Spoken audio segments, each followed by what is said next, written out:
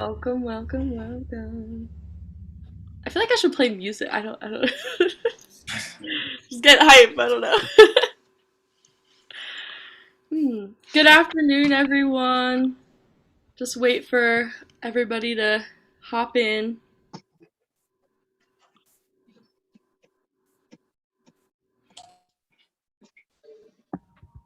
My name's Shaylin. I'm going to be hosting today. Hey. If everybody could drop in the chat where they're from, that would be awesome.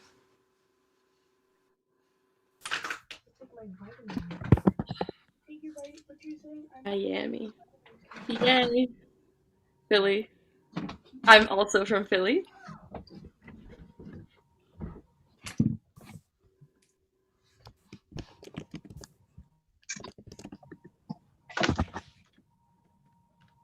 Cool.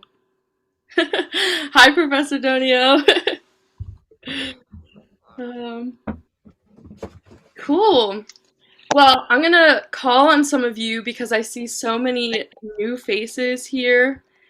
Um, who's the lucky person today? Um, Andrew Chen, why don't you give us your what you're about, where you're from, and I guess the last song you listened to, if you're there. Hi, yes. Hi, everyone. Hey. I'm Andrew. I am a senior at Drexel University in Philly, about to graduate in June. And I'm sorry, what were the other things? The last song you listened to. Ooh, the last song I listened to, this actually just dropped yesterday. It's called Beside You by Keshi, and that was produced by Madion. So, really good song, in my opinion. Nice. I'll have to check that out. Thank Cool. you. Thank you for joining us today. I hope you get a bunch out of this event. Who else? There's so many new people. I love it. um, let's see.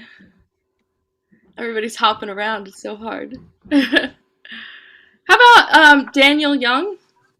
Tell us your name or where you're from, what you're about, and the last song you listened to. Um, Hi everybody, can you guys hear me? Yes. So I'm from Cape Town. I'm a third year journalism student. I'm actually currently doing my last term before I graduate. And the last song that I I was listened to, just thinking I about actually that. just What checked my happened? phone. Um, it was actually I'm a piano mix, so it was like various songs and stuff. But that was the last song that I listened to. Thank you. Awesome. Thank you for joining us. And make sure to keep your mics muted. And if you can join us with your camera on, that would be amazing. Um, let's see. Gabriella McFadden, do you want to introduce yourself? Sure. Hi. I'm currently in DC. I went to USC and graduated last year. The last song I listened to was probably Nice Out by Kilo Quiche because I really like that song. It's on my on repeat. Is there another question? Sorry. Yeah, just what are you about? What's your main goal? I just consider myself like a film and music type person. I'm a PR person at heart. But yeah, I just like helping behind the scenes. Amazing. I love that. Well, welcome. Um, how about Olivia Higgins? Are you there? Yes, I am. Sorry. Awesome. I'm like No, you're good. I'm trying to get my camera to connect. Sorry. So my name is Olivia. I live in Miami and I go to Ford International University right now. And I'm a public relations and advertising major with a social media marketing focus. And the last song that I listened to was Worst Behavior by Ariana Grande. Love that one. I love the new album, honestly. Yeah, it's so good.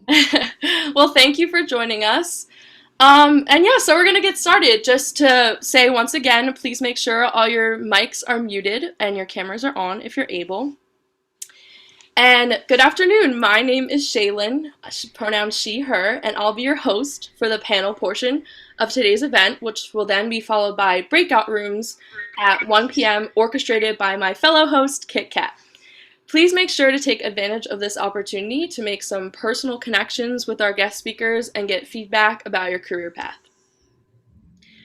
I just wanted to start off by saying thank you so much to all of our guest speakers who, Kit Kat will pin now, I believe.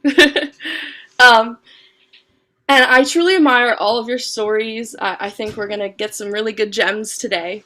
And just the effects of the pandemic on the industry have honestly made it a bit discouraging to enter the job field. But we at Finessed wanted to make sure folks were still creating those goals and they're aware that there are opportunities to achieve those goals, like events like this. We wanted you to get a first-hand story of what companies are looking for in employees just to get exposed to that level of professionalism before really entering the job field. This is a platform for you all to learn about different roles in the music industry, and don't be afraid to network, not only upwards but linearly. You can do this via our contact sheet, which Kit Kat will send right now, and make sure to get connected, get feedback, and take notes. Get out that pen and paper for sure. So, welcome to all my guests. I believe we have 2 more. Well, we can get started. I'm with Angela right now. Okay, cool.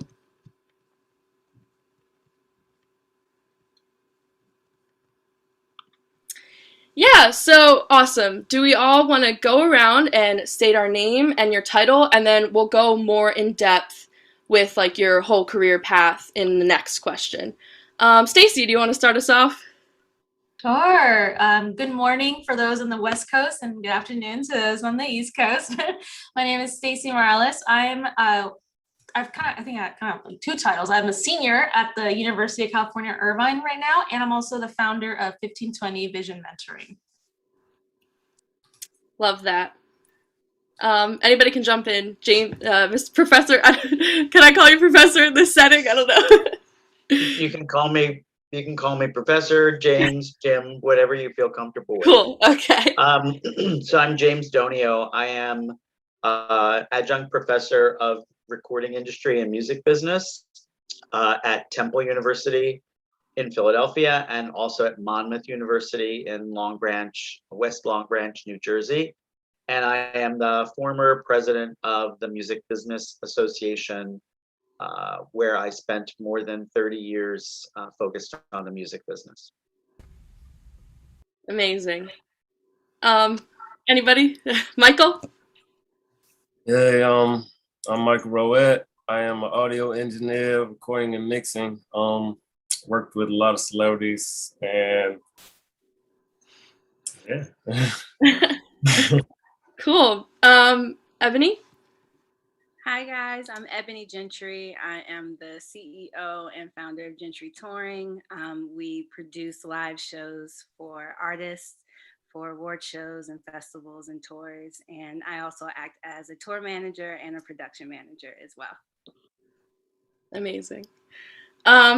Blair?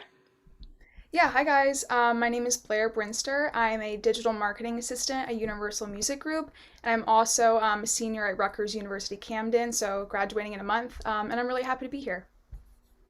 We love young CEOs, yes. And Angela, last but not least. Yeah, hi everyone. My name is Angela Liu, and I'm currently a digital marketer at a creative agency called 518 Music. And I also manage 2 independent artists on the side. Great. So let's get started with the first question. It's pretty basic, but can you each tell us a little bit about your career path, and did you always know you wanted to pursue music in this direction? I'll give you a few minutes. Anyone who's ready can jump in. Well, I'll start. Okay. Because I'm always the one who starts. But so I had a somewhat unconventional path to music and to the music business. I graduated from Temple with a degree in journalism and focused in public relations. And I actually wanted to be an on-air film, theater, and television critic, group reviewer. That's what I wanted to do. I did get the opportunity to do that in written form for a couple of local newspapers. And I worked in publishing and newspaper and a little bit of broadcast for a few years. And then there was an ad for this teeny tiny little ad when people used to actually get jobs from the newspaper. If for all of you out there who remember what a newspaper is. So this is, this is before LinkedIn, this is before the internet, this is before anything. You got, there were pages and pages of jobs in the newspaper on Sunday in particular. So there was this teeny tiny ad, about a half an inch, that was looking for an editor to work for an entertainment trade association in South Jersey, which at that time was called NARM, National Association of Recording Merchandisers. I answered the ad, I got the job, and I ended up spending 32 years at that association. The last 16 as president. So I went from an assistant associate editor all the way up to being the president of the organization. And that was the door that opened for the music business for me. And now here I am decades later, back at Temple, where I graduated from as a professor of music business. So I think my story is emblematic of the fact that we just never know where we're going to end up. We never know. No one ever starts a job and thinks they're going to be there for half of their life, like I ended up being.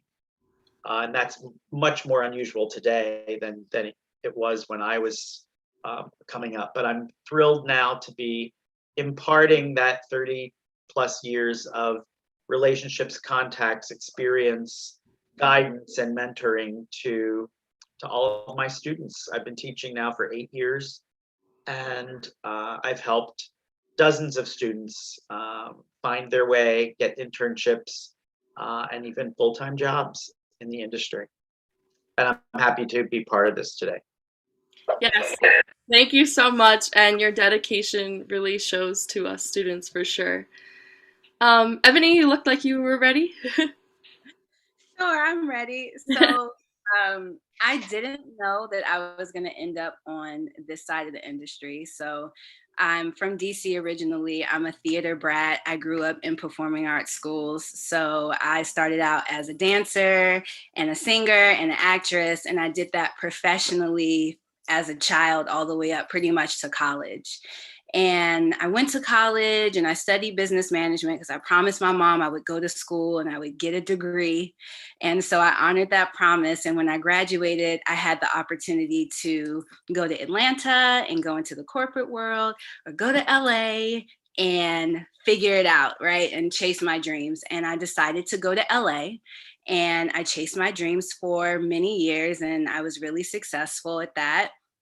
And then when I was about 26 years old, I got pregnant. Surprise, right? So I got pregnant, and I had to rethink my life, and I had to rethink how I supported myself and my soon to be son. And I decided to pivot and stay in entertainment, but switch to the other side of it, right? So growing up, I had always had an interest in what was going on behind the scenes. Even when I was on stage, I was wondering, what was that guy with the headset doing? And that box all the way in the back of the theater, like past all the seats, what's happening in there? I was always inquisitive about all the things that it took to put on an actual show. So I thought maybe I wanted to be an events planner. And I joined an event company that did a lot of celebrity birthday parties. And it was fun, but it wasn't quite what I wanted. And then I found myself working as the project manager for a gentleman by the name of Derek Williams, who at the time was heading up TD Jakes' entertainment. So Pastor TD Jakes, I'm not sure if some of you are familiar with him, but he has a whole entertainment side where they make movies and TV shows, and they used to put on this conference called Mega Fest, and it was a 4-day festival that saw about 90,000 people and made about $8 million in 4 days. And I was a project manager. And there is where I got the bug for like touring and live music. I had to deal with a lot of artists during that time, and there were concerts and a film festival and a comedy show that was going on. And after I finished that experience, I said to myself, I think I want to tour. Like, I think I want to tour. And everyone I asked could not tell me how to do it. They couldn't tell me who to talk to, where to go, where to start, what companies. Like, there was really this elusiveness to how do you get into touring. And so I said, okay, well, I'm going to find out what the different positions are for touring. So I started to search what those roles were. And for any artist that I loved or any artist that I had seen on tour and thought had a great tour, I just started reaching out to their tour manager or their production manager. And I was reaching out to Bruno Mars's team, Rihanna's team, Beyonce's team, Maroon 5's team, just everyone. And a gentleman by the name of Joe Sanchez was the only one to respond, and he was Rihanna's production manager. And that really is the start of my career. He put me on my first gig ever, which was Zayn, who had just left One Direction. And from there, I did Missy Elliott, Katy Perry, Pink. My first tour ever was with Fifth Harmony's 727 World Tour. And from there, I realized, one, I loved it. Two, I was good at it. And the opportunities just came from there. And I ended up, I think the switch into really having my company and being like a solidified tour manager came with Snoop Dogg. So I was given the opportunity to work with him, and I became his tour manager, and I worked with Snoop Dogg and his team for 2 years. And then that led me to where I am now, which is Gentry Touring, that has 4 main artists on it, which is Doja Cat, Gallant, Van Jess, and Aaron Ray. And so that's my world. And the quick, long story is that's how I got to where I was. I didn't see it happening this way, but I'm really glad, and it's been an adventure, and I love it. That's such a beautiful story, and it really like speaks to me because I'm interested in touring, and I was a theater kid myself, so I heard little snippets in your story that could really apply to me. So thank you for sharing. Blair, would you like to tell us your story? Yeah, sure. So in high school, I was very much focused on I want to be a film producer. I had always been sort of drawn to that, and I had friends in high school who were doing cool stuff, and it really seemed like I was just going on that track. So I majored in film at my first college, and for the first year, I went through the first year and I was like, I feel like this just doesn't fit anymore. I've lost the love for it. So I'm like, okay, what can I do? Like, what do I love to do? And I look back and realize that my absolute favorite task was making this pitch packet to get our film non-commercial music rights. I was just asked to like make an email or something, and I found myself making this 3-page pitch packet. So I'm like, okay, I need to chase the feeling of creating that packet. So at the time, I understood that as marketing and partnerships. So I changed my major, I transferred schools, and I'm like, I'm going to major in marketing, but I want to do something fun. I want to do entertainment marketing. So I was poking around for a lot of internships my sophomore year of college. And basically I was at a career fair, and there was this radio station, XPN. And I'm like, I've never heard of this radio station. Yeah, see? And I did not know. I did not know the impact. So, but they were just really nice, and I connected with them. So I was like, okay, like, let me apply to that. It was a PR internship. And again, I connected with the marketing manager, and that went great as well. So I basically found myself having that as my first internship. And I was so focused on doing film marketing, but I'm like, this is cool, it's music. It ended up being such a great experience. I stayed there for 8 months, even through the summer. It was just amazing. And back before I even went to Rutgers, I had seen this company called Fame House, and it just said a Universal Music Company. And I'm like, I want that. And I'm like, I want that so bad. And I'm like, I have no idea how I'm going to get in there, but I'm going to find a way. And so basically, I found myself at the end of that internship thinking, what's my next move? Like, where am I going to go? I want to keep moving forward. And I looked on LinkedIn and saw that so many people from XPN were connected to these people, and that people who worked at that UMG office used to work at WXPN. So the way that I approached that was, saying to my marketing manager at WXPN, could you reach out to someone and see if I can just have an informational interview with someone? The company was so elusive. I couldn't find out any information about it. So I'm like, I just want to talk to someone. And basically, I was connected to the marketing director there at Famehouse. And it just so happened that they had 2 part-time digital marketing assistant positions that opened up.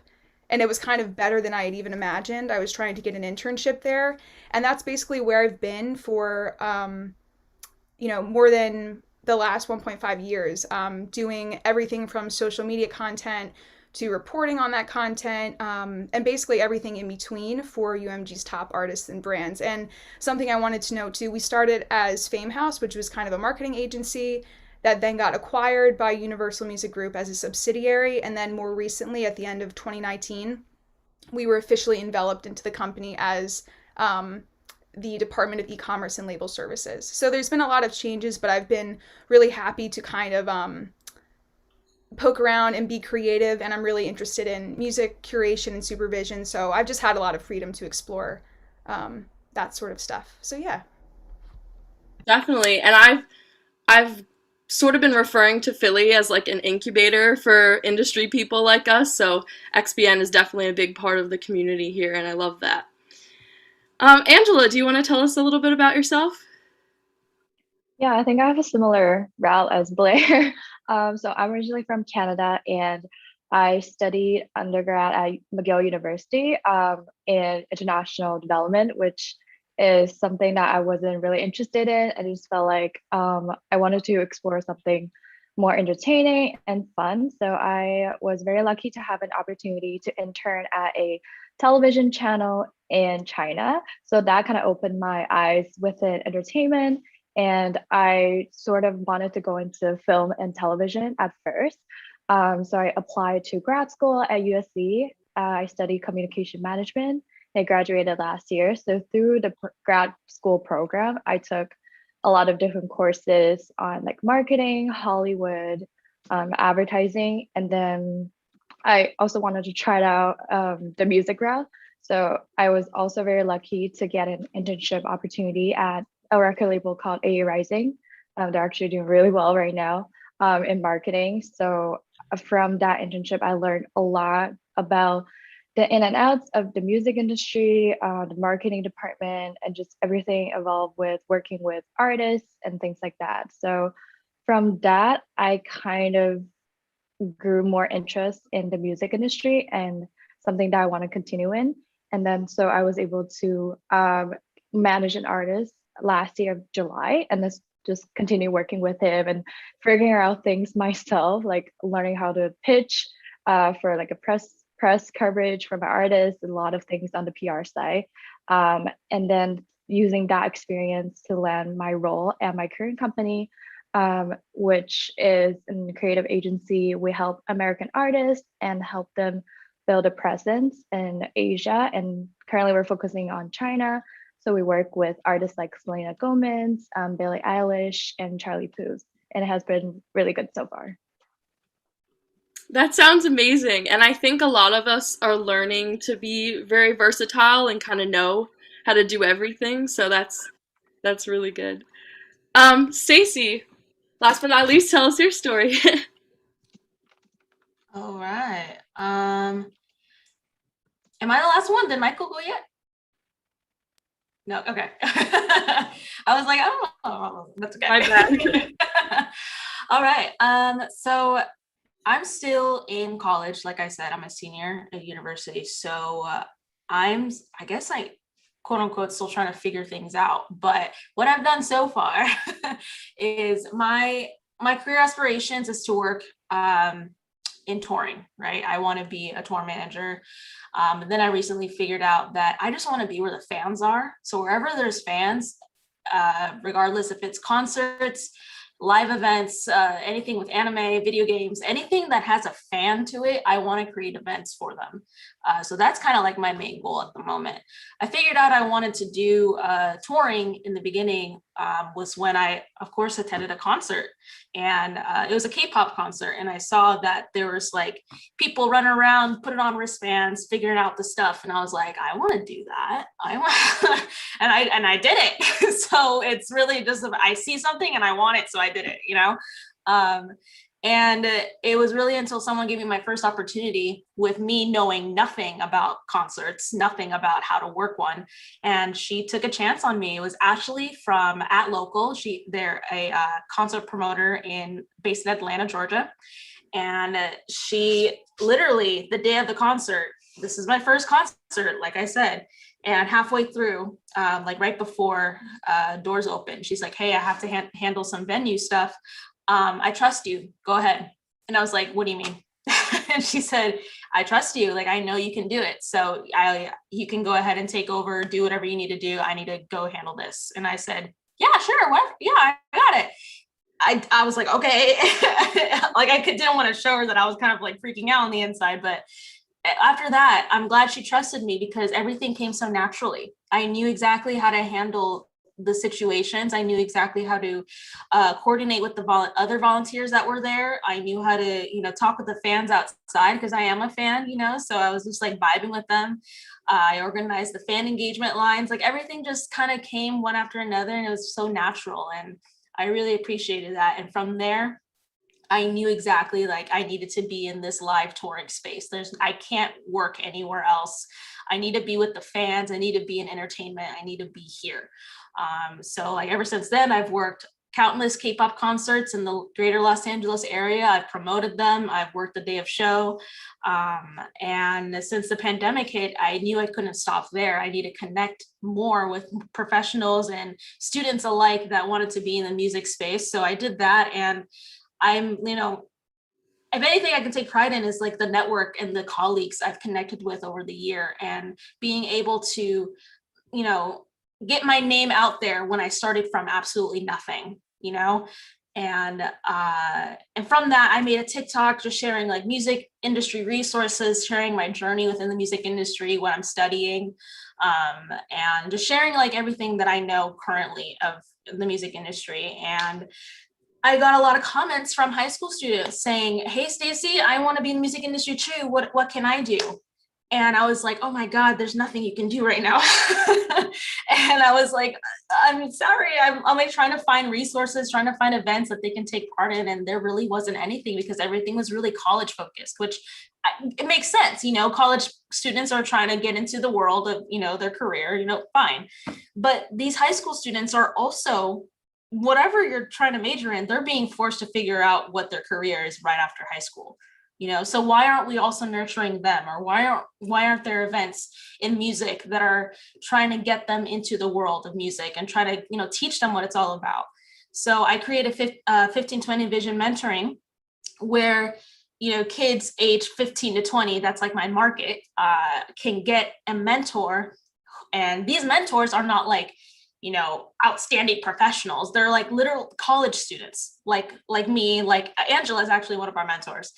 And they're or recent grads who have been in their shoes, and they're also like getting into the world of music. So I wanted these mentors to easily relate to the mentees, and the mentees can be like, oh, this is someone that's, they kind of know what they're doing. Like I want to look up to them in a way.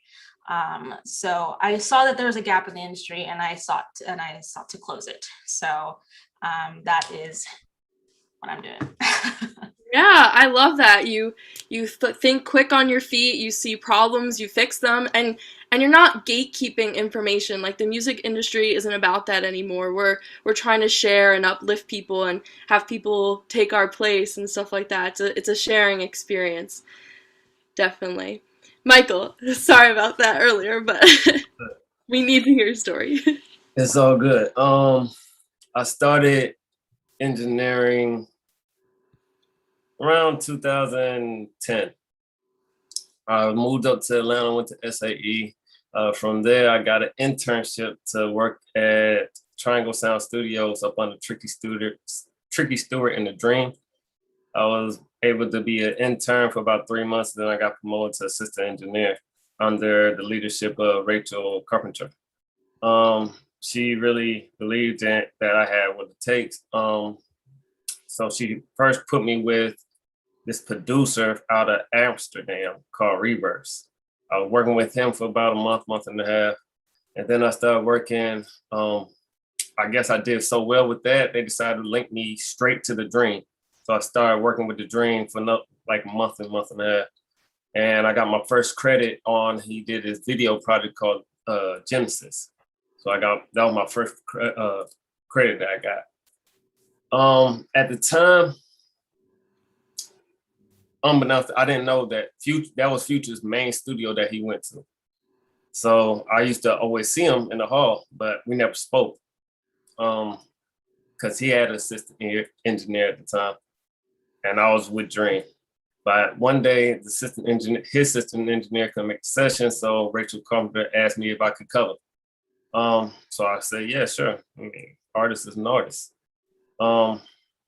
Since then, me and Seth Perkins, who was his lead engineer, grew a tight bond, and Seth asked me if I can come up under his wing, be like their number one person, kind of replace who they had. And I made sure it was okay with all parties, and I started rolling around with Seth everywhere. So my first project that I was able to be a part of with Future was What a Time to Be Alive. In fact, that night, Drake had to re-record the second half of his verse on Digital Dash. I was able to record. And at that time, I was through the roof. But then we started working. We became tighter and tighter. I started working with like every mixtape. I was with Future every single day for years. And we're talking about in the studio, like 20 hours. I've seen and witnessed this man do 10 songs in a night, like without breathing, still wanting to keep going. So that motivated me to kick my work drive up a notch. So I started reaching out to all indie artists or any artist that needed a mix or yada yada, just to hone my skills. So when I get back to Future, I could be like, yeah, I'm better now, type of thing. I was always trying to beat myself. And then I started working with, it started branching out because other artists would come to want to collab with Future. So Seth was he had a thing about him. He only wanted to record certain people because if he had to build up a bond with you because it was more than music to him. So if he didn't know you at all, he would always pitch it off to me like, Mike, can you record him? Because I don't have a bond with them. And I was like, yeah, of course. I didn't care. I record anybody. So I ended up recording a lot of people. Anybody that would fall through, and then days where Seth couldn't make it or anything, or he would call me and he'll be like, I'm running late. I'll have to record it. So I went through What Time to Be Alive, DS2, no, What Time to Be Alive, Evil album, a couple mixtapes, the Beast Mode 2, Superfly, The Wizard, Hendrix, Future self-titled, a lot of them. DJ Esco, like I worked with Rihanna, worked with Rick Ross, I worked with Britney Spears, but that was when I was with Dream. I worked with Solange, that was also back when I was with Dream. So I've been around and seen a lot of different workflows from a lot of different artists, and all of them, I soaked it all in kind of like a sponge to kind of harness my technique of how I handle a session or address a mix. Because one thing I've learned, not everyone likes the same styles. Like not everyone likes the same tricks on their songs or anything like that. So you become very versatile in the things you do and you, as you go on, you learn people, right? So you start to become cool with people. You start to network with people. And later they start speaking to their friends and partners and all that, and they start referring you. So it was a great experience, and I'm still doing it right now. Currently, I am still mixing for a lot of industry artists and a lot of indie artists. I try to fill out majority of my day mixing because that's just what I love to do. I didn't initially set out to do this. As I'll backtrack, I initially just wanted to be a producer. But I would always hear my friends' music and I'd be like, wow, that sounds like trash. So I wanted, like, the sound quality was. So I wanted to fix it. Like, I wanted to figure out how can I make it sound better. So that sent me down a chain of events to now I'm here. Amazing. Yeah. Yeah, and it sounds like you were like kind of at the right place at the right time, but it was you. You're the one who showed up. You were there in that position for sure. And you all have such beautiful stories. We have such a diverse panel today, and some of you are like really star-studded. Can we get some snaps for that? Like all these crazy name drops up out in here. I'm obsessed. And so that brings me to my next question. We all know that basic qualities like hardworking, communication, time management, and leadership, they're all crucial to be in this industry. And many of you in the audience are demonstrating these characteristics just by being here today and investing in yourself. So snaps for that. But do our panelists have any specific qualities that they can describe in an ideal candidate for your position? Anyone can jump in. Stacey? No, Michael can go first. The drive, you gotta be willing to sacrifice a lot in order to get what you want. If that's truly what you want, it has to be the first thing you want. Like, you gotta be willing to make some sacrifices. Definitely. I would say that in the whole digital marketing, fan engagement, and e-commerce sort of side of the business, innovation in e-commerce and these campaigns and stuff is so key, and the passion to innovate for that. I feel like on Slack, people are constantly sending in new campaign ideas. We even had a board built out that I helped kind of assemble. So I think that sort of stuff is just so valuable, and the people in these positions are going to be executing those campaigns. So if you can, do a project where you're demonstrating, industry trends you're noticing and replicating it for yourself, I think that's really would be important to display. For sure. And like Kit Kat said in the chat, I hope everyone's taking notes. These are very important qualities. Stacey? Yeah, I've made a TikTok about this, and I say it to everybody that has ever met with me. A lot of people are seeking titles, but not everybody has a certain vision associated with their title. And what I mean by that is, everyone's always out here like, hey, I want to be this, I want to be that, I want to have da. It's like, great, awesome, everybody does, and that's the reality. Everybody here, everybody on LinkedIn, everyone wants that title associated to their name. But what's your vision with it? What exactly do you want to do with it? And I tell students that meet with me, like, you need to have like some sort of goal within the music industry, and that can be used everywhere you go. That can be used with your elevator pitches, with your interviews. And when you have a certain vision attached to you, when you have something you want to change within the music industry, or whatever, people are going to relate to you. There's people that have that vision in the back of their mind as well, and they're gonna be like, oh, you thought so too? Well, let's talk more, and then boom, you're in. You have a solid connection with this person, and and that's going to make you stand out from everybody else, is having some sort of goal that you want to accomplish, that not everybody else is seeking. Definitely.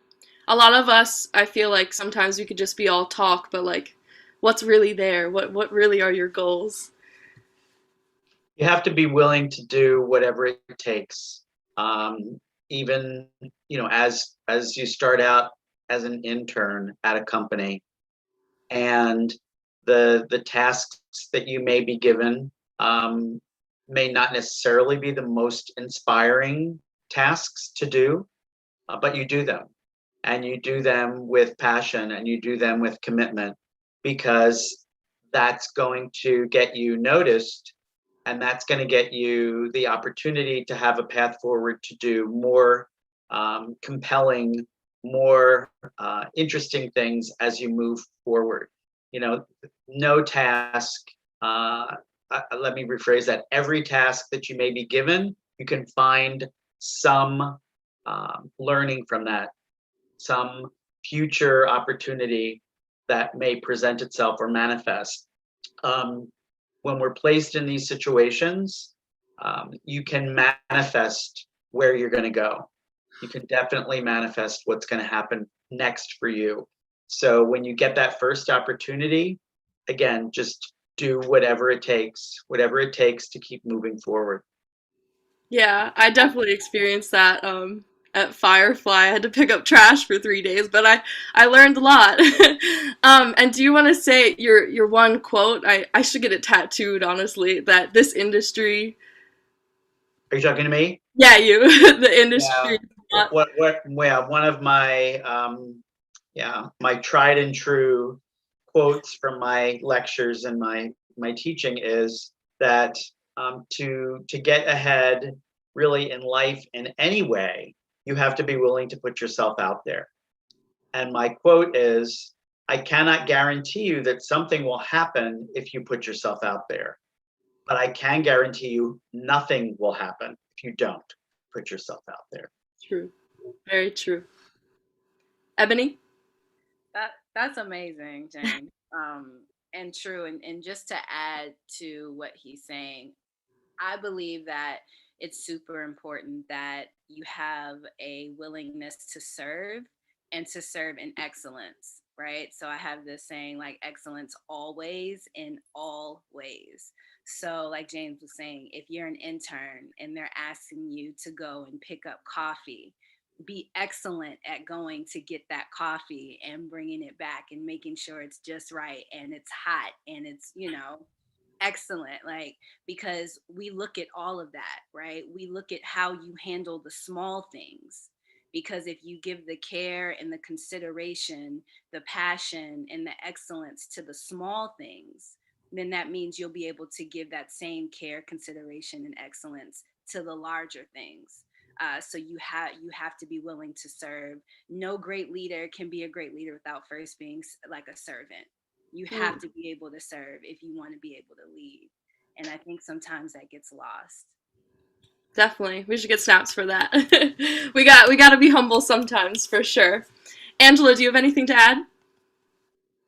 Yeah, for sure. I think my recommendation is to always be eager to learn and always know how to adapt to the environment quickly, just as this pandemic has really affected everybody's careers and plans for the music industry. But I think, there's always hope in the idea of making your opportunities, even if it seems like there's not a lot of opportunities out there. But if you put a lot of persistence and hard work into it, there's always going to be opportunities down the road for you. Definitely. And that's actually perfect. That goes into my next question, is that were there any specific times that you felt the need to adapt to continue working in the music industry? Angela, do you want to start off, because it sounded like you had something in mind?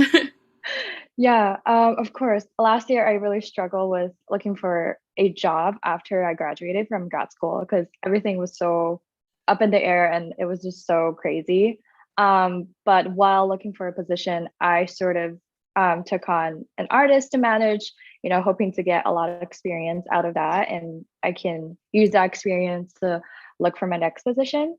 So literally, I was just working with artists myself and figuring out how to do this whole PR thing because I've never had a PR course in the past and just didn't really had a lot of hands-on experience in the past. So I really just was searching on Google, like how to write a press release, like what is the format and how do I pitch to different publications and what would a pitch email would look like, and kind of just doing this whole trial and error thing going on. And at first I had a lot of rejections in the beginning with pitch and everything, but I kind of just continued doing so for the next few months and targeting the right publications. I think that's also, as you have to be strategic about it too. And then throughout the months, I really gather a lot of experience and really building the relationships with journalists. And I think it really helped with looking for positions in the future. I actually got a lot of interviews, asking me like, oh, how were you able to adapt to this environment and making your own opportunities, basically. So I think that's something, I learned, and I was really happy to kind of make this my own thing while searching for a position, not just, oh, I'm panicking, like I don't even know what to do, and just kind of sit there and be anxious about it.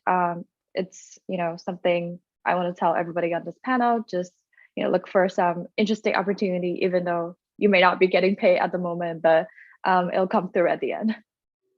Yeah, it's definitely important to be proactive about it. Ebony, it sounded like you had a lot of times you needed to adapt in your story. Do you want to speak a little more about them? Of course. I think that you have to be able to look at your skill set and figure out how you diversify that, right? Because if the pandemic taught us anything, it was that you can't just do one thing. Because the moment that that disappears or that opportunity disappears, what do you do? Right? Like how do you keep going? So for me, what I realized very early on was I was really good at problem solving. I was really good at finding people who were great at what they did and putting them together to make something happen. And understanding that you can do that in so many different fields. It doesn't have to be just one. And I think we have to also be very flexible, because sometimes the goals we set for ourselves isn't necessarily the path that has been chosen for us, and we have to be willing to maybe not go against the tide at times, right? um, uh, and be willing to kind of see where that next step or that journey takes you. I was very lucky to be able to work through the pandemic, because I could not, I can't say that for a lot of my colleagues, but it was partially because we were able to look at the skill sets that we had as tour managers and production managers and my production coordinator, and then we said, hey, we produce. And we can produce, right? And so we started producing all of the live performances that were virtual. All right. So it's just being able, again, to see what your skill sets are, see what naturally and innately you're good at, and how you can do that across multiple fields. Yeah, definitely. I see that on the artist side too. Like a lot of artists are thinking of other ways that they can bring out their art. So definitely. Michael? Any times you had to adapt? Always. You always have to adapt. You always got to think on your feet. There's going from artist to artist. You always gotta. One artist you can do certain things. The other artist wants you to be super professional. One artist you can be sit back and chill. So you always gotta think on your feet. I encourage people to enjoy what you do, but be smart about it. Take it serious. This is a business. This is your career, but also enjoy, because you don't want to look back and not having fun memories. So always have fun with what you do, but just like take it serious. Definitely. Blair? Yeah, so I feel like I can kind of speak to what Michael was saying, because of the nature of the company and the department that I'm working at. There's a huge emphasis on client communication and the account, So as a DMA, we're called digital marketing assistant. We are kind of placed around to help support, and that means that you can get moved from account to account. And sometimes, like you leave an account and you're sad, and sometimes you get to do a new thing and you're excited. So it's kind of, and even throughout your day, you're switching from so many things, priority wise. And that's something I definitely had to adapt to in the beginning. But now I feel like I'm so much of a better multitasker because of that. So, and I think also the e-commerce shift is something I had to get used to. But again, trying to find ways to carry out where the company's going in that direction, but still get to be creative and try some new things. Definitely. Stacy, do you have anything to add? No, everyone hit everything. I just be repeating everything, so you guys are good. No problem. Jim? So I would say I probably had one of the most seismic, seismic or Herculean times in career to adapt, because I was running the major trade association for the commercial music business in the years of 2000, sort of 2007 to 2009, when we had a global recession, when the physical music business was just unbelievably challenged, when people were losing their jobs, when labels were contracting, songwriters could not make a living. I mean, it was a really dire time, and here I was running this association that's supposed to be promoting the business, creating community, bringing people together at an extraordinarily difficult time. So I had to literally adapt the organization itself that had been around for 50 years now had to become an organization that embraced the new delivery models for music and for consumption and for access and discovery. Our membership changed, our leadership, our board changed. It was, for me, when I look back on this music industry career that I've been fortunate to have, that there's nothing that compares to the level of stress and difficulty of those handful of years. Happily, I was able to lead the organization into the future. I was able to help to rebrand it. We changed our name from National Association of Recording Merchandisers to Music Business Association, which was a much easier elevator explanation than the first one. And we changed everything from the bottom up. We got new members, different members that represented the new commercial parts of the business. And one of the biggest things that wasn't adapting was this major event that we have every year, an annual conference that brings thousands of industry folks together. We moved it from Los Angeles to Nashville, and that move, for a variety of reasons, was so significant in reinvigorating the community, reinvigorating the industry and our members, and it now has remained. It has remained in Nashville. Obviously, there hasn't been an in-person conference last year, and there won't be one this year, unfortunately.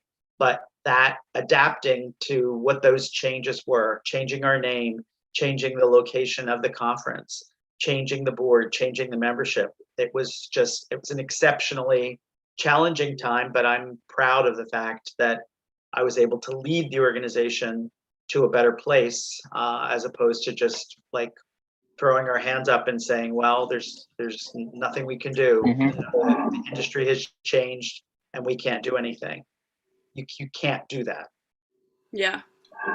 And this industry is adapting. Like, that's what it is. And that reminds me of your other quote, that this industry is not for the faint of heart. Faint of heart, yeah. I'll get that tattooed on my other leg. Yeah, that's for the first class every semester. That is one of the things I say right off the bat, is that yes, it's not for the faint of heart. Some would say this industry can be very unforgiving.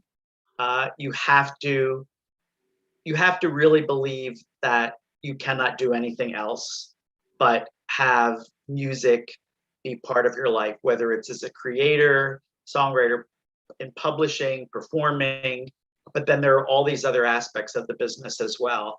And it's just one of those career paths that it demands that level of passion and commitment, because it's such a competitive, an increasingly complex, and it's a tough business. There's no sugarcoating that. It is a tough business. Definitely. Yeah. Well, does anybody else have any final advice to give to our aspiring leaders in the music industry before we head out to breakout rooms? I'll give you a minute to think. Your last nugget of information. I'll throw something else out there. For my Temple class, I was able to get the senior director of talent acquisition from Sony Music to guest lecture this week, which was exceptional. And she went through their whole program and their process of, how you get to be an intern or an entry level hire at Sony, representing all their labels and so forth. And one of the questions I asked her, because I know it's something that always has come up for me, is when you're making the final choice of someone for a position, what's the percentage of skills versus chemistry when you choose someone? And I was very curious to hear her answer to that, because I know what I think.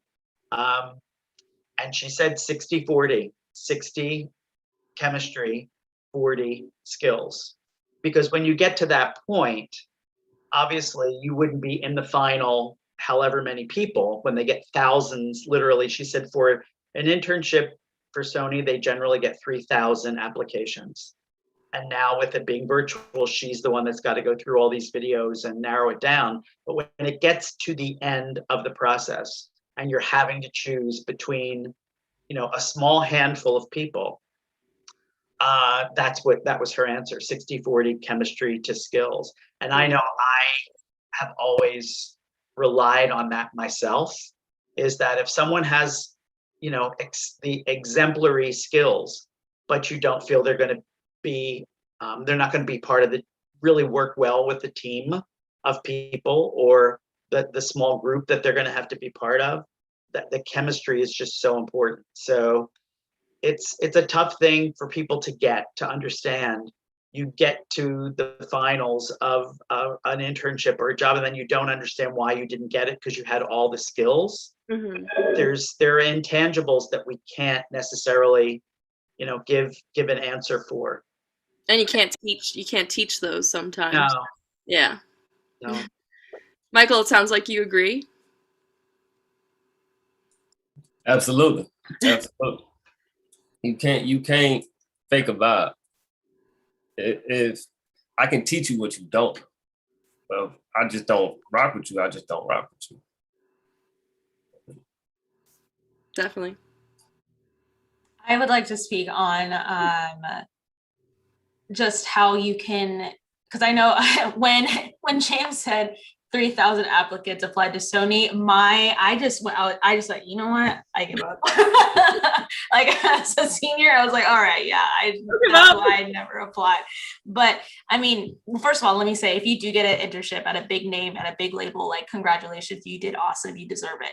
And I never applied to those big names because I was always scared, because I hated the rejection. And I hated the fact that I was like I didn't want to feel worse than I already was, of like not getting into it. But I always sought opportunities anywhere I could, and I think if you find yourself, if you're a student here and you find yourself keep getting rejected by multiple companies, by multiple big labels, start smaller, start finding within your network what other people are doing, start seeing what, smaller management companies are popping up everywhere, and they need people to help them. And if you're part of that startup team, or you're, developing your skills within those companies, it's going to take you so far. Like I've only had experience with like smaller labels, smaller services or whatever, and I still have like good reputation. I don't know how else to say it, but like I've done many things, I have lots of things under my belt because I saw opportunities elsewhere. So it's great to aim big. It's great to aim for the big labels, but if you can't get there, start small, start where you can, and connect with your fellow classmates and start on something together. And that's going to take you farther than you can imagine. Definitely. And connect on that contact sheet down below for sure. And you never know, you start out with a smaller entity. Famehouse is a great example of this, where, Mike Feedback started Famehouse with a couple of employees. and it grew to be 100 employees, but it was acquired by first SFX and then Universal. So here you start out working for a startup, and then you end up working for the biggest music company in the universe. So you don't know. None of us knows what that next growth opportunity will be. It could be you started with a small company and they get acquired, or you start with a small company and you meet someone there through the contacts that you make, and then that's going to open another door. So also this is another tried and truism from my classes, is when you network, we sometimes fall into the trap of you can only network up to like a top executive who's going to hire you. That is some part of networking, but you can network laterally with people that you are in school with, people that you work with, but don't be afraid of networking at a lower level, because somebody knows somebody, and that could be an opportunity for you. You could have, you have a sibling who has a friend and they're younger, but who's their father? Who's their mother? Where does that person work? What opportunities could they open up for you? So don't limit your networking to one particular level. Let network down, laterally, and up, because there's opportunities everywhere. Just to echo what Jim is saying, Angela, the only reason I feel like I may be on this panel, like in terms of connection wise, is because I know Angela, and Angela and I met on an Interscope masterclass about a year ago or so, and someone reached out to her to be on a panel, and then she reached out to me to be on a panel, and then that person of that panel referred me to this one. So I don't know if you could follow along with all that, but I think it's kind of like a telling statement of like, that is so true. And the only other thing I wanted to say was if you want to do something, if you want to pivot to a different side of the industry, don't wait. As long as you have free time, like in some time to work on something, don't wait for that position to give you that experience. If you can make some sort of project to kind of prove and assert and communicate where you want to go, then do that. And do it with other people, collaborate and stuff. Definitely. Angela? Yeah, it's so crazy how like me and Blair connected and then we're all on the same panel together. And also me and Stacy connected like a while back through the music industry program from NYU. So I think it's so great to connect with people who have like a similar experience or around the same age as you, and they can also help you in a way that you've never expected to. So definitely just keep networking across like the spaces. For sure. Ebony, do you have any final advice? You're enough.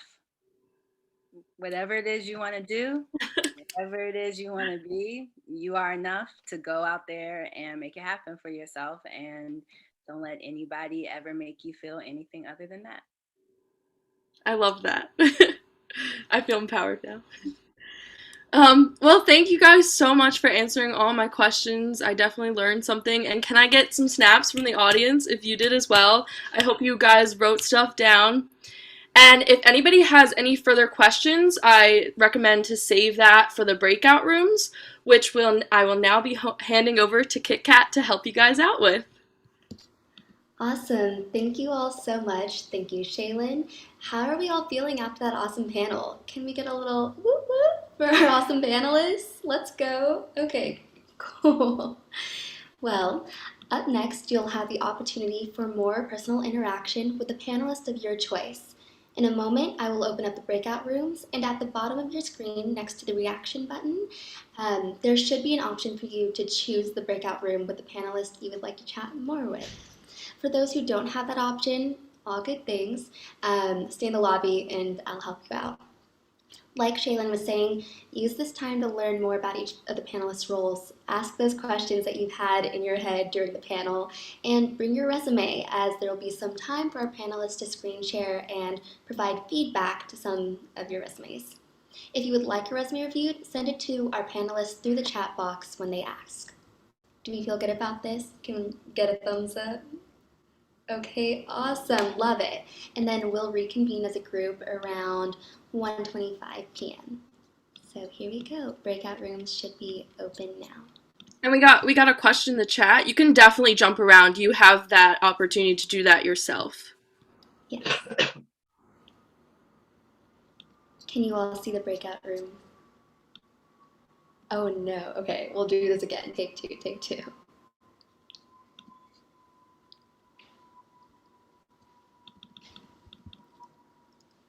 Okay. 1 second, y'all. So sorry. I'm just gonna rename these real quickly. And then I actually see them all. Is that? Oh, you did? Yeah. Okay. You want me to hit Okay. open? We'll reopen them, yes. Cool. Are we supposed to see them? Because I don't see anything. It should be reopened right now. Does everyone see it? No? Okay, we're gonna close it one more time. I'll fix it right now.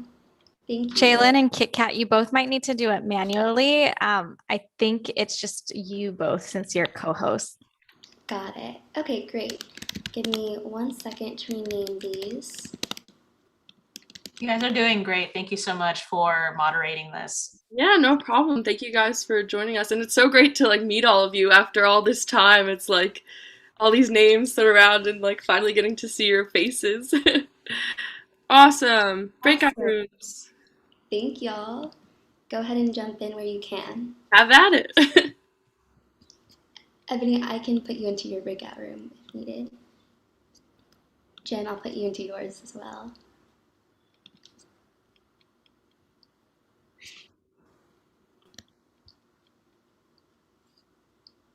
Just giving it a second while people clear up, and then I'll help everyone else out.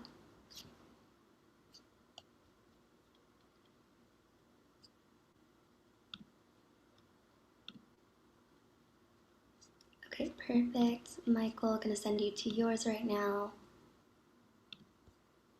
Who else is here? Angela, gonna send you to yours.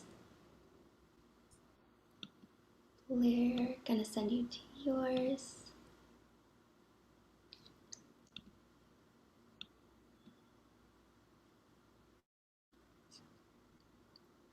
Awesome. Great. And then I'm just gonna ask you all from here where you wanna go. So I'll just go one by one. Daniel, where did you want to go?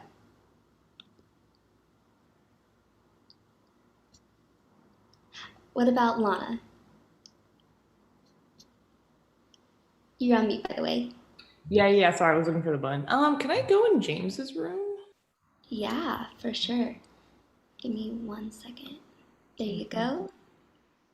Ezra, did you want to go anywhere specifically?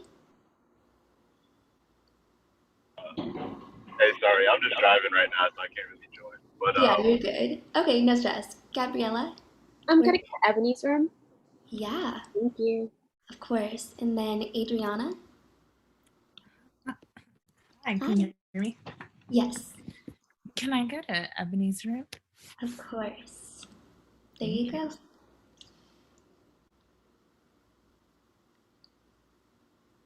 Awesome. Cool. I don't think I have that ability as the host. Oh, I think I have to stay out here. You can jump around, I think, yourself. If you open up the breakout rooms option, you can hover over the person's name that you want to join, and on the right-hand side, there should be a button to join. Oh, sweet. Okay. Yeah. Let me do that. Perfect. Awesome.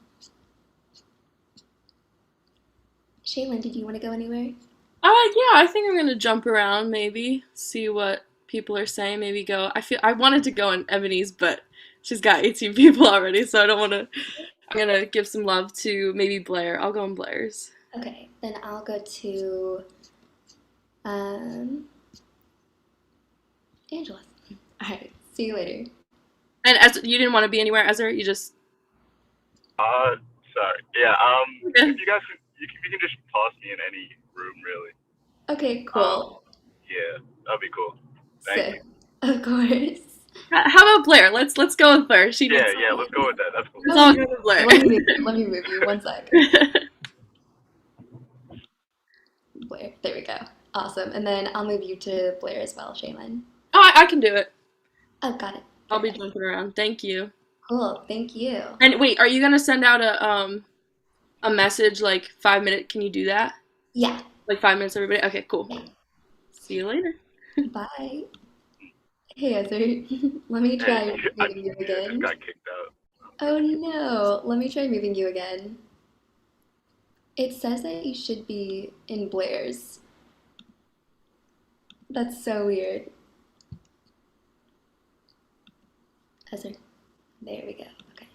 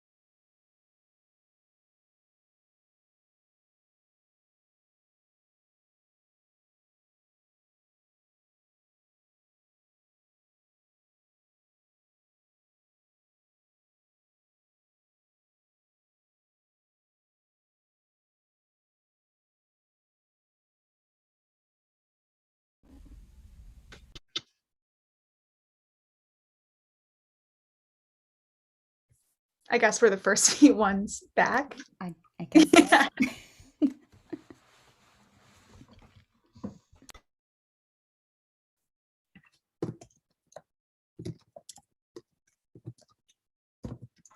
Hey, Blair, I had a question.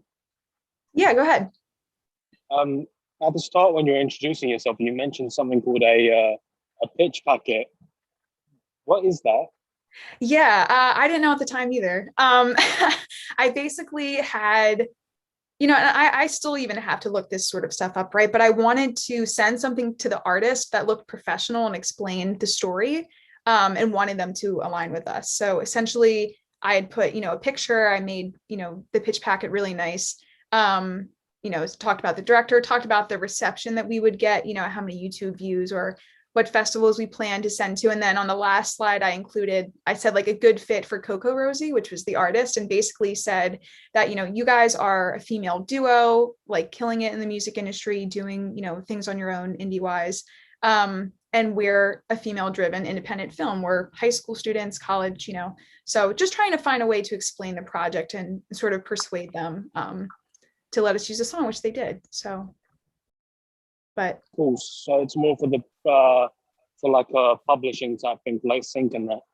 yeah, and I feel like it's kind of things that, it's almost like if an artist was sending in that type of material, I feel like artists would send in like their songs and maybe a pitch packet to directors. But in this case, because we were smaller than the artist was, it was kind of the other way around. But yeah, definitely more of a publishing and sync licensing brief sort of side. Oh, awesome. Okay, thank you. Yeah, of course.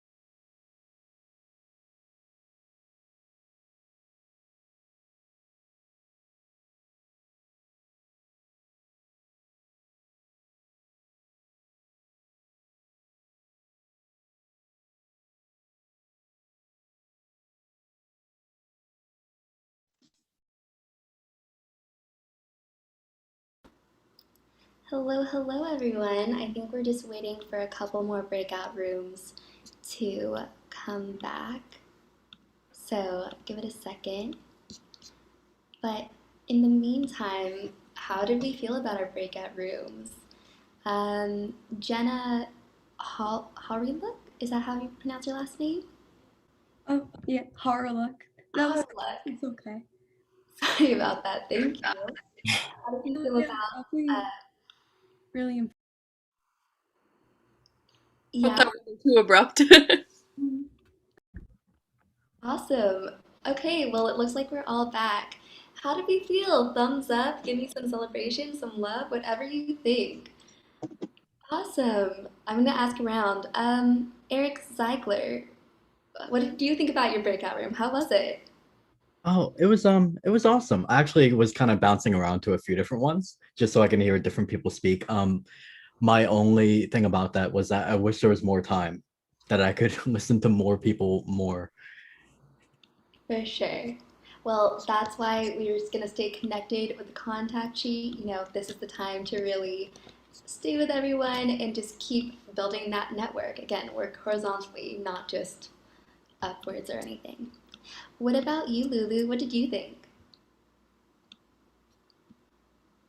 It was awesome. I got some really good technical advice that I was looking for, so it was really great. And like he said, like Eric said, I wish it was longer. I would have liked to hop onto a few more people, but it was pretty cool.